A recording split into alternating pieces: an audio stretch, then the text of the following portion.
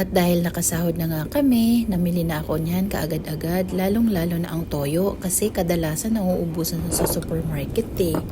Noong last year, nagkaubusan ng toyo, yung dato puti na toyo at saka suka. Ay, Diyos ko po, ewan ko. Buti na nga lang, may UFC pa, kaya trinay ko yan. Pero ang ginagamit ko talaga is dato puti.